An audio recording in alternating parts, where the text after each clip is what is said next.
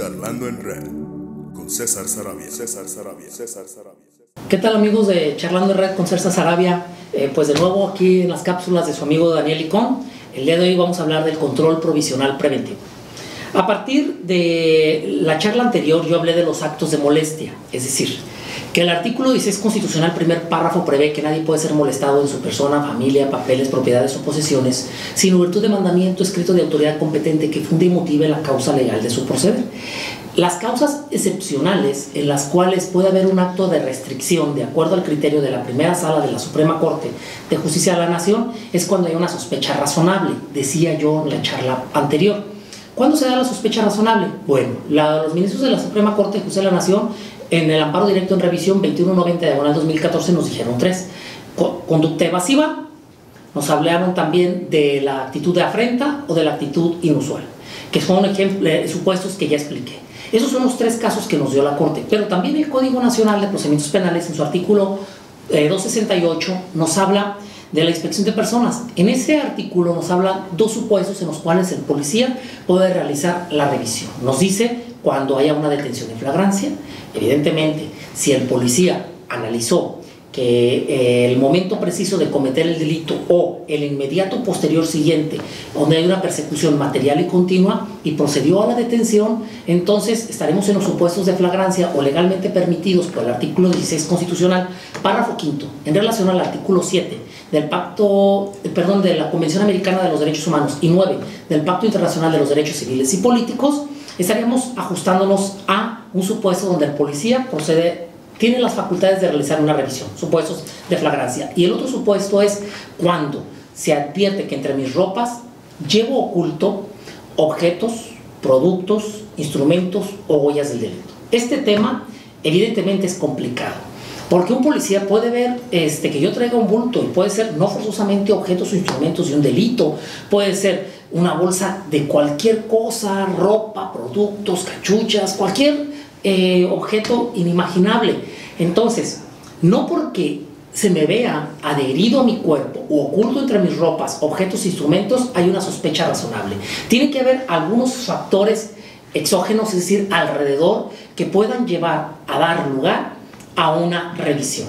Dice o establece la Suprema Corte de Justicia de la Nación si hay sospecha razonable por la actitud evasiva, por la actitud inusual, por la actitud de afrenta, dice el Código Nacional, artículo 68, porque hay flagrancia, o porque se advierte que llevo entre mis ropas oculto entre mis ropas o adherido a mi cuerpo objetos, instrumentos o huellas del delito, que son los supuestos tanto legales como jurisprudenciales que se han dado. Evidentemente no es nada más esto.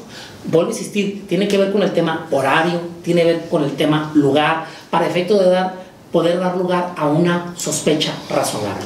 A partir de que haya una sospecha razonable y el policía tenga la atribución de realizarme una revisión, he de decir que el tipo de revisión son lo que la Corte denomina tipo de controles, y hay un preventivo en grado menor y un preventivo en grado superior. Y había que analizar entonces cuál fue mi sospecha o mi actitud que dio lugar a una sospecha razonable.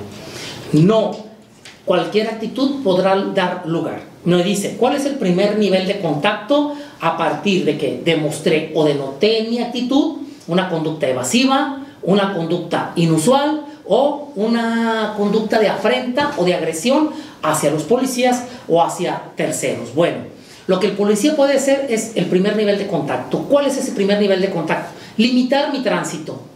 Puede solicitar información y puede ser una revisión ocular, verme por encima o revisar al interior del vehículo. Es todo lo que puede hacer ante una actitud inusual o ante el tema de ver adherido mi cuerpo o oculto entre mis ropas objetos o instrumentos que pudiera ser constitutivos de delito. Esto, vuelvo a insistir, tomando en consideración todos los factores alrededor de donde el policía tiene la inmediación conmigo.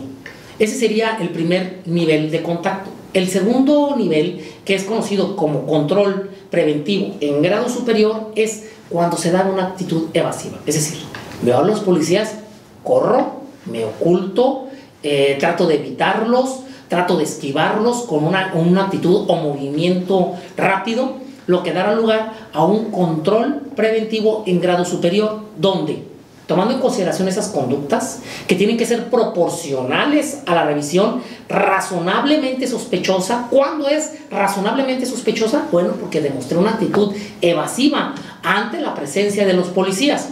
Podrán hacer un registro más profundo en mi persona, al interior de mis vehículos o al interior de mis propiedades. Es decir, por ejemplo, una mochila, una chamarra, una cangurera, cualquier objeto que ustedes vean como accesorio para poder traer algún otro producto. Evidentemente, puedo incluso citar que si yo demostré una actitud evasiva, es decir, una conducta sospechosamente razonable para decir que estoy en la comisión de un delito, o acabo de cometer un delito, o estoy por cometer un delito, es porque traigo, por ejemplo, una bolsa denominada mariconera, donde me revisan, puedo traer droga, puedo traer armas, puedo traer cualquier otro producto de un delito. Pero para eso se requiere, vuelvo a insistir, que haya una sospecha razonable. Si no hay sospecha razonable, evidentemente el policía no estará facultado a revisarme. ¿Qué es lo que debe de hacer el policía? Primero, hacerme del conocimiento mi derecho a negarme a esa revisión. Si yo me niego a la revisión, debe decir los motivos por cuales me niego a la revisión. El policía no estará obligado ni está facultado a hacerme una revisión forzosa, a menos de que se dé una sospecha razonable. Vuelvo a insistir, porque haya una actitud evasiva, porque haya una actitud inusual o porque haya una actitud de afrenta. Si se dan esos tres supuestos, evidentemente el policía podrá revisarme aún en contra de mi voluntad. Si no se dan unos de esos tres supuestos, forzosamente podrá revisarme. Ya lo dije, la primera sala de la Corte esto lo denominó control provisional preventivo en grado menor o control provisional preventivo en grado superior. Está facultado el policía hacerlo, y entonces, a partir de esto, los objetos, instrumentos o huellas del delito que encuentren a la persona sujeta a revisión será lícito y tendrá validez en cualquier proceso penal de poderse llevar al proceso penal. Este tema había que analizarlo. ¿Qué pasa cuando la persona se niega a la revisión? Si la persona se niega a la revisión, ojo, el policía me tiene que hacer del conocimiento mi derecho a negarme a revisar. Si no me hizo saber el derecho a negarme, evidentemente esta revisión y el que yo le haya permitido fue bajo error, y el que lo haya hecho bajo error, también las pruebas serán ilícitas. Los objetos, instrumentos o huellas del delito que me encuentren y me localicen, su obtención será ilícita. ¿Dónde tiene que ver la licitud? Con la obtención, producción, reproducción, admisión y desahogo de los datos de prueba. Por eso, para que proceda a una revisión, tendrá que hacerme saber mi derecho a negarme. Si hay sospecha razonable, él forzosamente podrá realizar la revisión. Si no hay sospecha razonable, podrá revisarme siempre y cuando yo acepte. Si yo no acepto, entonces la única manera de que me revisen es que soliciten el control judicial, es decir, que el Ministerio Público informe a un Ministerio Público que hay necesidad de revisarme, para que el policía solicite a un juez de control una técnica de investigación que requiere control judicial, regulada por el artículo 252 del Código Nacional. Si yo me niego a esa revisión voluntaria, el único que puede autorizar a que me revisen es un juez de control. De acuerdo al artículo 76 del Código Nacional, esa petición de revisión puede hacerse a través de cualquier medio fidedigno, ágil, que ofrezca las condiciones de seguridad y de comprobación posterior en caso de ser necesario.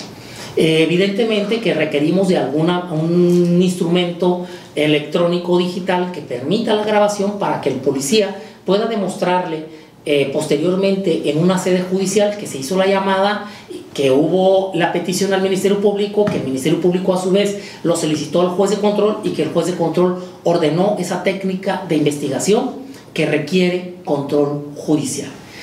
Si el policía procede a mi revisión sin haber sospecha razonable y sin decirme mi derecho a negarme a esa revisión, evidentemente que los objetos, instrumentos o huellas del delito que en su caso localicen fueron obtenidos vulnerando un derecho humano, un derecho fundamental, lo que traerá como consecuencia la nulidad de todos los datos de prueba que perjudiquen a la persona detenida por su derecho a la intimidad y su derecho a la privacidad.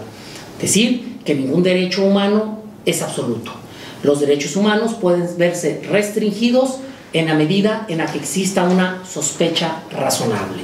La sospecha razonable, dependiendo, la sospecha razonable que yo haya dado lugar, dará motivo a una revisión, a un control preventivo en grado menor o un control preventivo en grado superior. Y con eso terminamos entonces el tema del control provisional preventivo. Muchas gracias, amigos. Charlando en Red con César Saravia.